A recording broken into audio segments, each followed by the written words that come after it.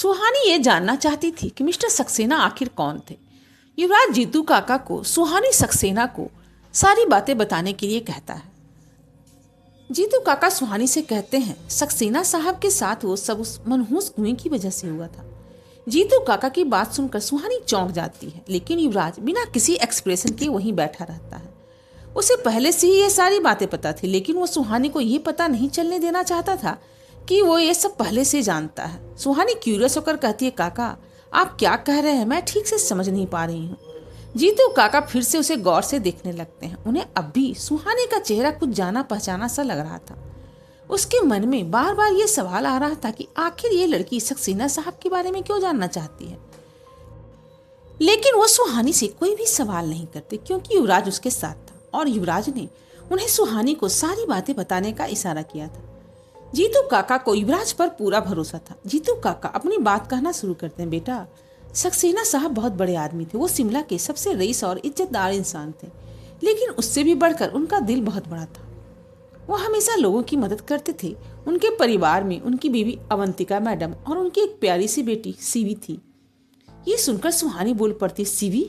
सुहानी को ये नाम जाना पहचाना सा लगता है। उसे याद आता है कि सपने में जब उसका कार एक्सीडेंट हुआ था तब एक आदमी बार बार सीवी सीवी कहकर पुकार रहा था। सुहानी का ये रिएक्शन देखकर युवराज समझ जाता है कि उसे फिर से कुछ याद आ रहा है। जीतू काका कहते हैं, हाँ बेटा सीवी नाम था उसका, बड़ी प्यारी बच्ची थी, दिन भर मेरे गार्डन में ही खेलती रहती थी। सक्सेना साहब का बड़ा प्यारा हंसता खेलता परिवार था। जीतू काका की बात सुनकर सुहानी बीच में ही बोल पड़ती है, काका फिर ऐसा क्या हुआ कि उनका सब कुछ बर्बाद हो गया? अब जीतू काका फिर से दुखी हो जाते हैं। वो उदासी और गुस्से के साथ आगे कहते हैं, सक्सेना साहब उस पुराने रोड वाले बंगले में रहते थे जहां वो मनहूस कुआं है। सुहानी फौरन कहती, लेकिन मिस्टर सक्सेना वहां क्यों रहते थे? वो जगह तो बहुत खतरनाक है ना, वहां कोई भी नहीं जाता। जीतू काका कहते, नहीं बेटा, पहले वो जगह वैसी नहीं थी जैसी अब है। पहले उस जगह के आसपास लोग जाते भी थे और वहां कुछ लोगों का घर भी था। आज से 11-12 साल पहले की बात है, जिसे आप लोग विशिंग वेल कहते हो। उस जगह पर लोगों की मौतें नहीं होती थी। उसे 200 साल पहले एक सिद्ध अघोरी बाबा ने बांध दिया था, जिसके कारण वो साया उस कुएं से बाहर नहीं आ पाता था। तब आज की तरह उस कुएं का खौफ नहीं हुआ करता था, लोग बस उससे दूरी बनाकर रखते थे। सुहानी गौर से जीतू काका की बातें सुन रही थी। वो कहती है, फिर क्या हुआ काका? जीतू काका आगे कहते हैं, फिर पता नहीं कैसे किसी ने उस साये को आजाद कर दिया और आजाद होते ही उस साये ने लोगों को मारना शुरू कर दिया। जीतू काका की बात को सुनकर युवराज का मन उदास हो जाता। वो जानता था कि उस साये को उसके डैड ने ही आजाद किया था। सुहानी भी युवराज की तरफ देखने लगती है। युवराज अपनी उदासी अपने चेहरे पर तो नहीं आने देता, लेकिन सुहानी उसकी आंखों में उदासी देख लेती है। उसे युवराज के लिए बहुत बुरा लग रहा था। वो जानती थी कि इन सब में युवराज की कोई भी गलती नहीं थी, लेकिन इन सब की वजह से सबसे ज्यादा सफर युवराज को ही करना पड़ रहा था।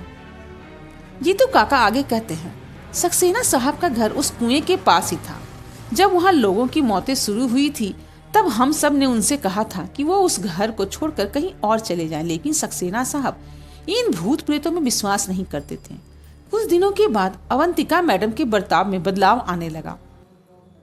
पहले वो बहुत खुश रहती थी और सब बड़े प्यार से बात करती थी, लेकिन धीरे धीरे उनका गुस्सा बहुत बढ़ने लगा था। छोटी छोटी बातों पर वो सब पर इतना गुस्सा करने लगी थी कि वहाँ के नौकर भी काम छोड़कर जाने लगे थे।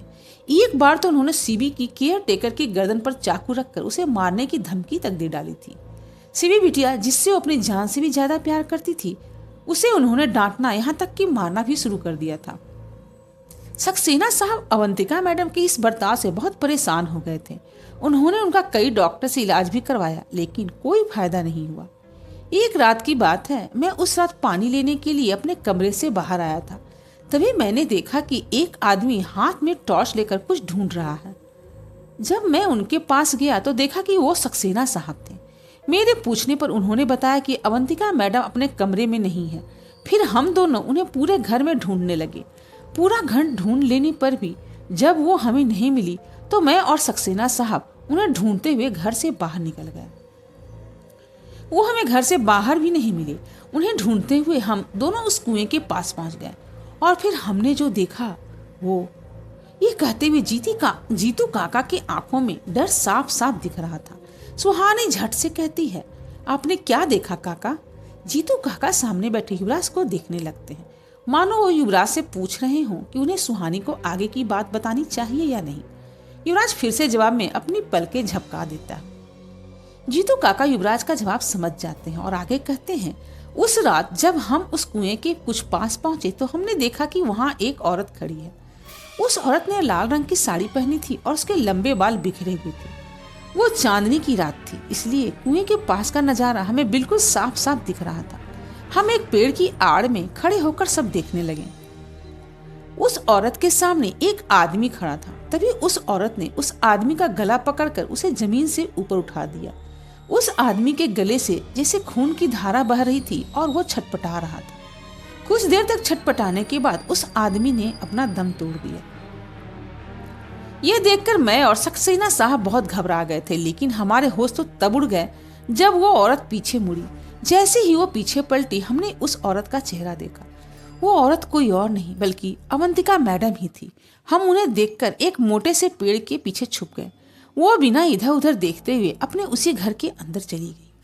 यह सब देखकर मुझे समझ में आ गया था कि वो साया अवंतिका मैडम के ऊपर हावी हो और वो अपना शिकार करने के लिए उनका इस्तेमाल कर रहा है। शायद उस समय तक वो साया इतना ज्यादा ताकतवर नहीं था कि खुद अपना शिकार कर सके, इसलिए उसने अवंतिका मैडम को जरिया बनाया। इस घटना के बाद सक्सेना साहब को भी इस बातों पर विश्वास करना ही पड़ा। अगले ही दिन सक्सेना साहब ने शिमला के एक बहुत बड़े पंडित को घर बुलाया। पंडित जी अपने कई शिष्यों के साथ उस घर में आए। उस घर में कदम रखते ही पंडित जी को यह पता चल गया कि वहाँ किसी अतृप्त आत्मा का साया है। उन्होंने उस साये को कैद करने के लिए उसी दिन घर में हवन करने का फैसला किया। उस दिन अवंतिका मैडम सुबह से ही अपने कमरे में थी और सक्सेना साहब सीवी बिटिया के साथ घर के हॉल में पंडित जी के साथ थे। जैसे ही हवन शुरू हुआ, अवंतिका मैडम अपने कमरे से बहुत ही गुस्से में नीचे आ गई। हॉल में आते ही उन्होंने गुस्से में उस हवन को बंद करने के लिए कहा, लेकिन हवन अब चलता ही रहा। जब अवंतिका मैडम के बहुत कहने पर भी हवन नहीं रुका तो उसका गुस्सा और भी बढ़ने लगा। अचानक वो गुस्से में घुर्राने लगी और उनकी आंखों की पुतली छोटी होने लगी। अब वो साया फिर से पूरी तरह अवंतिका मैडम पर हावी हो गया था। अगले ही पल हॉल में तेज हवा चलने लगी और वहाँ का रखा सारा सामान अपने आप हिलने लगा। यह देखकर वहाँ खड़े लोग सभी डर गए, लेकिन फिर भी पंडित जी ने हवन जारी रखा। जब अवंतिका मैडम की बहुत कोशिशों के बाद भी हवन नहीं रुका तो उन्होंने सक्सेना साहब से सीवी को छीन लिया। उन्होंने सीवी के गले पर चाकू रखकर धमकी दी कि अगर हवन बंद नहीं किया गया तो वो सीवी को मार डालेगी। सीवी की जान खतरे में देखकर सक्सेना साहब डर गए और उन्होंने हवन वहीं रोक दिया। अगली सुबह उस कुएं के पास अवंतिका मैडम की लाश मिली। उन्हें उस साये ने बिल्कुल उसी तरह मारा था जैसे वो अपने बाकी शिकार को मारता था। अवंतिका मैडम की मौत के बाद सक्सेना साहब पूरी तरह टूट गए थे। उनकी तो जीने की इच्छा ही खत्म हो गई थी, लेकिन सीवी के लिए उन्होंने जीवन में आगे बढ़ने का फैसला किया। अवंतिका मैडम के मौत के कुछ ही दिन के बाद सीवी के भी बर्ताव में वही बदलाव आने लगे थे जो शुरू में अवंतिका मैडम में आए थे। ये देखकर सक्सेना साहब डर गए थे। उन्होंने कई पंडित और तांत्रिकों की मदद ली, लेकिन कोई फायदा नहीं हुआ। सीवी का गुस्सा धीरे धीरे बढ़ने लगा था और वो हिंसक होने लगी थी। तभी सक्सेना साहब को हिमालय के किसी सिद्ध अघोरी के बारे में पता चला। वो सीवी को लेकर उनके पास चले गए और जब वापस आए तो सीवी ठीक हो चुकी थी। शायद उन अघोरी ने ही सीवी बिटिया को ठीक किया था। फिर एक सुबह जब मैं उठा तो सक्सेना साहब और सीवी बिटिया घर में नहीं थे। मैं सोच में पड़ गया था कि वो दोनों इतनी सुबह सुबह कहाँ चले गए। उसी दिन दोपहर में हमें पता चला कि उनके कार का एक्सीडेंट हो गया था और वो कार खाई में गिर गई है। उस एक्सीडेंट के बाद सक्सेना साहब की तो लाश मिली, लेकिन सीवी बिटिया की लाश उसी खाई में कहीं खो गई। ये कहते हुए जीतू काका की आंखें भर आती है और वो अपने हाथों से अपने आंसू पोंछने लगते हैं। सुहानी हैरानी से एकटक जीतू काका को ही देखे जा रही थी। सुहानी को अंदाजा भी नहीं था कि जो कहानी उसने अभी अभी सुनी है वो उसकी खुद की कहानी है। आज फिर से वही कहानी सुनकर युवराज का दिल भर आता है। वो मन ही मन खुद को और अपने डैड को कोसने लगता है, क्योंकि उस साये के आज़ाद होने का जरिया वो दोनों ही थे। सुहानी को देखकर युवराज का गिल्ट और भी बढ़ता जा रहा था। उस साय ने सुहानी का पूरा परिवार खत्म कर दिया था। युवराज को समझ में नहीं आ रहा था कि जब ये बात सुहानी को पता चलेगी तो वो कैसे रिएक्ट करेगी।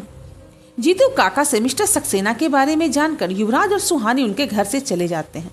युवराज कार ड्राइव कर रहा था और सुहानी उसके पास में बैठी थी। सुहानी मिस्टर सक्सेना की कहानी की सभी कड़ियों को जोड़ने में लगी थी।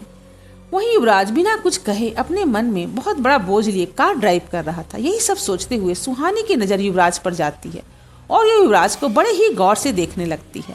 कुछ देर बाद युवराज को देखने के बाद सुहानी कहती, युवराज सर कार रोक दीजिए। युवराज का मूड पहले ही बहुत खराब था। फिर सुहानी के ये कहने से वो इरिटेट होकर कहता है, तुम मुझे यहाँ कार रोकने के लिए क्यों कह रही हो? हम अभी तुम्हारे हॉस्टल नहीं पहुँचे हैं। सुहानी अपनी बात पर जोर देते हुए कहती, सर मैंने कहा ना कार अभी रोकिए। सुहानी के जिद करने पर युवराज कार को साइड में ले जाकर रोक देता है और थोड़े गुस्से में कहता है, लो रुक गई कार, अब क्या? युवराज इस वक्त बहुत तकलीफ में था, जिसे वो अपने गुस्से के पीछे छिपाने की लगातार कोशिश कर रहा था। सुहानी अपना सीट बेल्ट निकाल देती है और युवराज की तरफ मुड़ जाती है। युवराज सुहानी पर ध्यान न देकर सामने ही देख रहा था। सुहानी युवराज की तरफ अपना हाथ बढ़ाती है और कार की गियर पर रखा युवराज का हाथ अपने हाथ में ले लेती है। सुहानी को इस तरह से अपना हाथ पकड़ते देखकर युवराज थोड़ा हड़बड़ा जाता है और सुहानी की तरफ देखने लगता है। वो समझ नहीं पा रहा था कि सुहानी क्या करने की कोशिश कर रही है। सुहानी युवराज की आंखों में देखते हुए कहती, युवराज सर मुझे पता है कि आप इस वक्त क्या सोच रहे हैं। आपको आज भी यही लगता है कि यहाँ जो भी हो रहा है उसके जिम्मेदार आप ही हैं, लेकिन ऐसा कुछ भी नहीं है। ये सब आपने नहीं किया, बल्कि इस सब से अगर किसी को सबसे ज़्यादा तकलीफ हुई है तो वो आप ही हो। इसलिए प्लीज़ खुद को इस तरह से ब्लेम करना बंद कीजिए। सुहानी के ऐसा कहते ही युवराज की आंखें भर आती हैं।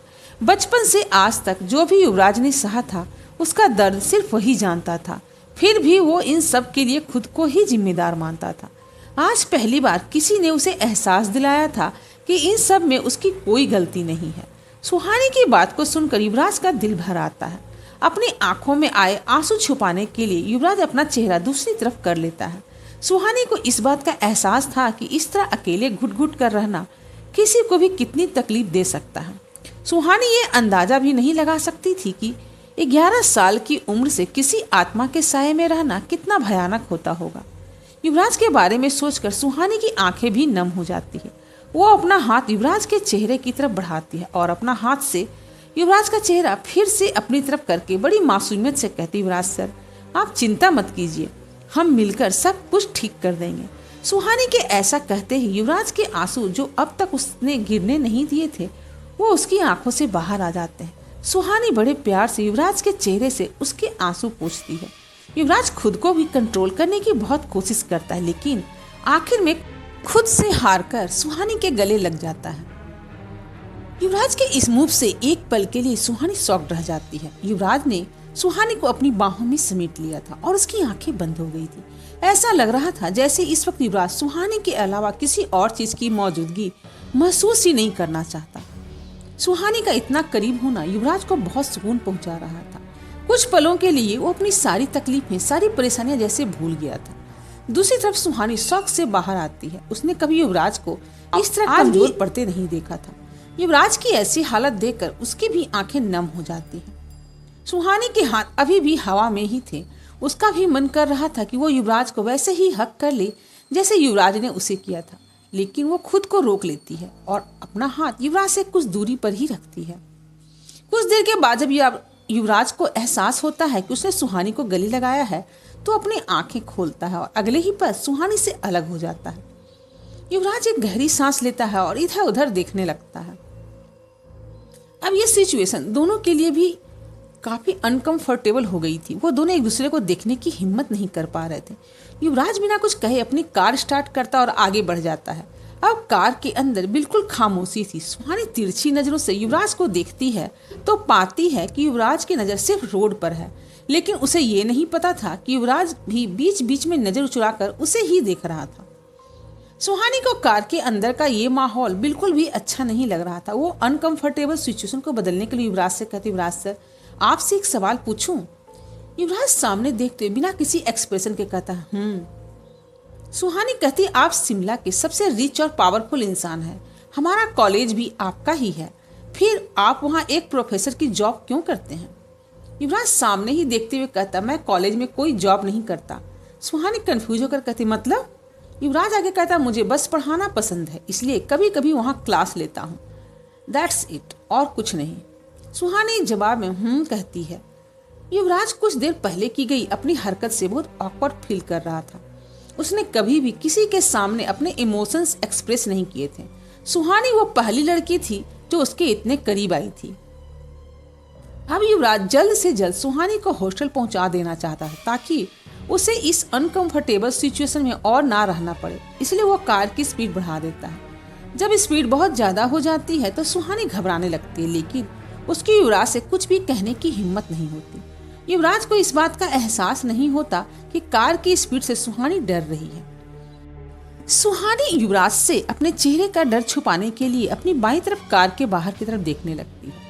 तभी सुहानी को रोड पर एक आदमी दिखता है। ये वही आदमी था जिसने उस रात सुहानी की जान बचाई थी। उस आदमी को देखते ही सुहानी उसकी तरफ उंगली पॉइंट करके कहती है, युवराज सर, वो। सुहानी की आवाज में घबराहट साफ साफ झलक रही थी। कार की स्पीड इतनी ज्यादा थी कि एक ही पल में कार उस आदमी से काफी आगे निकल जाती है। सुहानी की आवाज सुनकर युवराज कार को रोक देता है। उसे अब अपनी गलती का एहसास होता है। युवराज को लगता है कि शायद सुहानी कार की स्पीड की वजह से घबरा गई है। कार के रुकते ही युवराज सुहानी से कहता, क्या हुआ, तुम ठीक हो? सुहानी कार से पीछे देखने की कोशिश कर रही थी। वो अपने मन में कहती है, क्या वो वही आदमी था जिसने उस रात मेरी जान बचाई थी? सुहानी के ऐसे खामोश देखकर युवराज थोड़ा घबरा जाता है। वो सुहानी के कंधे पर हाथ रखकर फिक्र के साथ कहता, क्या हुआ, तुम ठीक हो? युवराज के उसके कंधे पर हाथ रखने से सुहानी का ध्यान अब टूट जाता है। वो हैरान होकर युवराज से कहती है, युवराज सर, मुझे लगा जैसे मैंने अभी अभी उस आदमी को देखा। युवराज कहता, किस आदमी को? सुहानी कहती, उसी आदमी को जिसने मेरी जान बचाई थी। ये सुनते ही युवराज की आंखें सिकुड़ जाती। वो फौरन कहता, क्या, तुम्हारी जान? सुहानी हाँ में अपना सर हिला देती। युवराज अपनी बेचैनी छिपाते हुए कहता, क्या फिर से तुम पर किसी ने अटैक किया था? सुहानी थोड़ा शांत होकर युवराज को उस रात के बारे में बताती है जिस रात वो साया सुहानी पर हावी हो गया था और वो हॉस्टल की छत से नीचे कूदने वाली है। तभी उस आदमी ने सुहानी की जान बचाई थी। युवराज ये सब जानकर हैरान रह जाता है और उससे भी ज्यादा उसे खुद पर गुस्सा आने लगता है कि वो उस रात सुहानी की हिफाजत नहीं कर पाया था। साथ ही युवराज के मन में ये सवाल बार बार आ रहा था कि आखिर वो आदमी कौन है। युवराज कहता, सुहानी, मुझे ये बताओ कि वो आदमी दिखता कैसा है? सुहानी उसको याद करते हुए कहती है, उसकी हाइट लगभग 6 फीट की थी। उनकी थोड़ी लंबी दाढ़ी थी और उन्होंने एक मोटा सा चश्मा पहन रखा था। उनकी उम्र लगभग 40-50 साल के आसपास रही होगी। सुहानी ने उस आदमी के बारे में जैसा बताया, उसको सुनकर युवराज समझ जाता है कि ये वही आदमी है जिसे उसने एक रात सुहानी की खिड़की से उस पर नजर रखते हुए देखा था। कुछ सोचते हुए युवराज अपने मन में कहता है, तो क्या वो भी सुहानी को प्रोटेक्ट करने की कोशिश कर रहा है? युवराज इसी सोच में डूबा रहता है। तभी सुहानी उसके चेहरे के सामने अपना हाथ ले जाकर एक चुटकी बजा देती है। सुहानी की चुटकी की आवाज से युवराज अपने थॉट से बाहर आ जाता है। वो सुहानी को देखते हुए कहता है, क्या तुम उस आदमी को पहले से जानती हो या फिर तुमने उसे पहले कभी देखा है? युवराज के सवाल पर ना में अपना सिर हिलाते सुहानी, नहीं युवराज सर, मैंने उस आदमी को पहले नहीं देखा। कुछ देर रुककर सुहानी आगे कहती, लेकिन पता नहीं क्यों मुझे ऐसा लगता है जैसे मैं उसे पहले से जानती हूँ। और ये कहते हुए सुहानी चुप हो जाती है। और क्या? युवराज क्यूरियस होकर कहता है। सुहानी कुछ कंफ्यूजन के साथ कहती है, मुझे लगता है जैसे मैंने उस आदमी को अपने सपने में कई बार देखा है। सुहानी के ऐसा कहने पर युवराज को समझ आ जाता है कि वो आदमी सुहानी के पास्ट से रिलेटेड कोई इंसान है जो शायद अब तक उसकी हिफाजत कर रहा है। युवराज सुहानी से आगे कोई सवाल नहीं करता क्योंकि उसे सुहानी की मेडिकल कंडीशन के बारे में बहुत अच्छे से पता थी। वो जानता था कि अपने दिमाग पर ज्यादा जोर देना सुहानी के लिए डेंजरस हो सकता है। युवराज फिर से अपनी कार स्टार्ट करता है और इस बार नॉर्मल स्पीड के साथ आगे बढ़ जाता है। अब युवराज का ध्यान डाइवर्ट हो गया था, जिस वजह से अब वो दुखी नहीं लग रहा था। अब सुहानी भी जीतू काका की कई बातों के बारे में सोचने लगती है। कुछ देर के बाद सुहानी का हॉस्टल आ जाता है और युवराज कार रोक देता है। युवराज सुहानी की तरफ देखता है तो वो किसी ख्याल में खोई हुई थी। उसे अंदाजा भी नहीं था कि अब वो अपने हॉस्टल आ गई थी। कुछ सोचते हुए सुहानी अपने नाखून चबा रही थी। कुछ देर तक युवराज की कार वैसे ही खड़ी रहती है, लेकिन सुहानी को इससे कोई फर्क ही नहीं पड़ रहा था। युवराज को सुहानी का इस तरह नाखून चबाना बहुत इरिटेट कर रहा था। वह सुहानी की कलाई पकड़ लेता है। युवराज के ऐसा करते ही सुहानी अपने ख्यालों से बाहर आती है। वो हड़बड़ाकर कहती, युवराज सर क्या हुआ? युवराज कहता, ये तुम क्या कर रही हो? सुहानी कहती, मैं कुछ सोच रही हूँ। युवराज सुहानी की उंगली को देखते हुए कहता, ये क्या कर रही हो? सुहानी एक स्माइल के साथ कहती, अच्छा ये तो मैं अपने नाखून चबा रही थी। सुहानी को इतना खुश देखकर युवराज की आंखें छोटी हो जाती है। वो सख्ती के साथ कहता है, वो मुझे भी दिख रहा है कि ये क्या हरकत है। सुहानी युवराज को समझाते हुए कहती, युवराज सर जब मैं ऐसे अपने नाखून चबाती हूँ ना तो मेरा दिमाग और भी फास्ट चलने लगता है। ऐसे ही तो मैंने सना के बारे में ही पता लगाया था। मुझे लगता है आपको अब ये ट्राई करना चाहिए। सुहानी की ये बकवास सुनकर युवराज और भी इरिटेट हो जाता है। वो सुहानी का हाथ छोड़ देता है और सामने देखते हुए कहता है, गेट आउट। ये सुनकर सुहानी अपना मुंह बना लेती है और कार से बाहर निकलकर हॉस्टल के अंदर चली जाती है। युवराज सुहानी को जाते हुए देखकर कहता है, इस लड़की का कुछ नहीं हो सकता। सुहानी को कॉलेज हॉस्टल ड्रॉप करने के बाद युवराज अपनी कार घुमाकर फिर से जीतू काका के घर की तरफ बढ़ जाता है। युवराज जीतू काका के घर पहुंच जाता है। जब वो अपने कार से बाहर निकलता है तो देखता है कि इस बार जीतू काका अपने गार्डन में ही बैठे थे। जीतू काका युवराज को फिर से देखकर कुछ चौंक जाते। जैसे ही युवराज उनके पास पहुंचता है, जीतू काका उससे कहते हैं, युवराज बाबा आप यहाँ कुछ भूल गए थे क्या? युवराज कहता है, काका मुझे आपसे कुछ और भी पूछना था। जीतू काका गार्डन की कुर्सी की तरफ इशारा करते हुए कहते हैं, युवराज बाबा चलिए चलकर बैठकर बातें करते हैं। युवराज जीतू काका के साथ चलते हुए गार्डन में रखी कुर्सी पर जाकर बैठ जाता है। वहां बैठकर जीतू काका कहते हैं, कहिए युवराज बाबा आप क्या जानना चाहते हैं?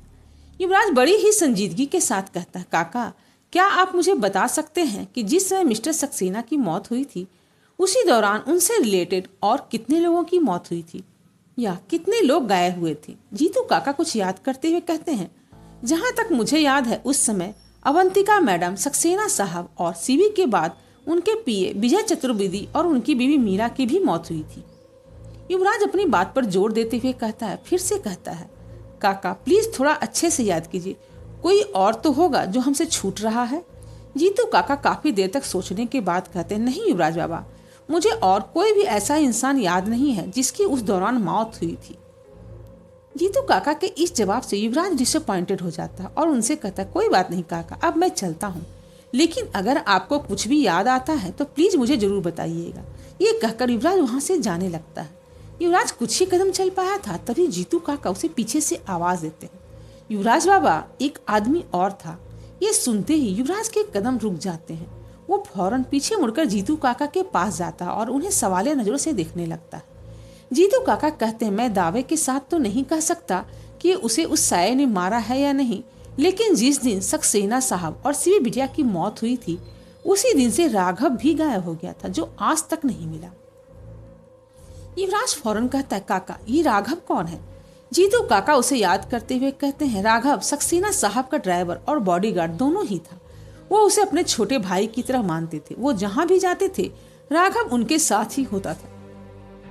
जब सक्सेना साहब सीवी बिटिया को लेकर उस अघोरी के पास हिमालय गए थे तब भी राघव उनके साथ ही था।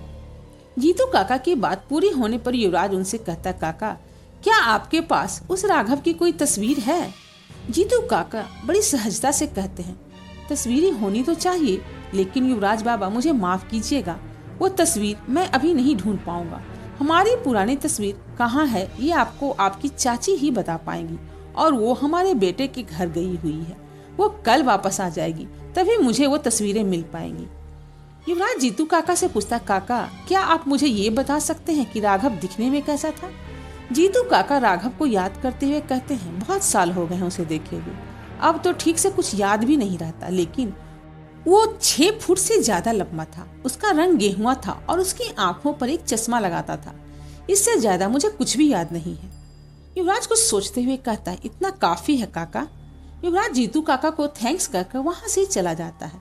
अपनी कार ड्राइव करते युवराज कहता है, अगर जीतू काका की बात सच है तो जिस आदमी को मैंने सुहानी के कमरे की खिड़की के पास देखा था और जिसने सुहानी की जान बचाई थी वो राघव ही है। इसका मतलब राघव भी सुहानी को उस साये से बचाने की कोशिश कर रहा है, लेकिन क्यों? और 11 साल पहले वो शिमला से गायब कैसे हो गया था? इस सवाल का जवाब मुझे बस एक ही आदमी दे सकता है और वो खुद राघव है। मुझे किसी भी तरह से राघव तक पहुंचना ही होगा। इधर निशा और विवेक रोड पर चल रहे थे। दोनों के चेहरे पर थकान साफ दिखाई दे रहा था। शायद वो चलते चलते थक गए थे। निशा चिढ़ते हुए विवेक से कहती है, क्या यार विवेक, तुम्हारे घर में ना तो मिस्टर सक्सेना की कोई तस्वीर मिली, ना ही शिविका की। कैसे दोस्त हो तुम तो कह रहे थे कि शिविका तुम्हारी दोस्त थी, लेकिन तुम्हारे पास उसकी एक भी तस्वीर नहीं है। विवेक कहता, निशा, मैंने फोटोज ढूंढने की कोशिश तो की ना, अब नहीं मिली तो मैं क्या करूं। काफी साल हो गए हैं मुझे वो घर छोड़े हुए, और मुझे ऐसा क्यों लग रहा है जैसे तुम्हें मिस्टर सक्सेना से ज्यादा शिविका में इंटरेस्ट है। आखिर बात क्या है? निशा अपनी नजरें चुराते हुए कहती है, कोई बात नहीं है, बस मैं देखना चाहती हूँ कि वो दोनों दिखते कैसे थे। विवेक कहता, यार निशा, तुम हमारा फोकस लूज कर रही हो। मिस्टर सक्सेना तक तो ठीक है, लेकिन तुम ये जानकर क्या करोगी कि शिविका बचपन में कैसी दिखती थी? विवेक का सवाल सुनकर निशा मन ही मन सोचती है, शिविका की तस्वीर से ही हमें पता चलेगा कि क्या मेरा शक सही है। क्या सच में सुहानी ही मिस्टर सक्सेना की बेटी शिविका है? निशा और विवेक किस तरह से यह सच्चाई का पता लगाएंगे कि सुहानी ही शिविका है? आगे की कहानी को जानने के लिए मेरे चैनल को सब्सक्राइब करें अगर आप मेरे चैनल पर पहली बार विजिट कर रहे हैं तो, और बेल आइकन भी दबाएं जिससे कि मेरे नए एपिसोड डालते ही सबसे पहले आप तक पहुंच सके, और शेयर करें अपने उन दोस्तों के साथ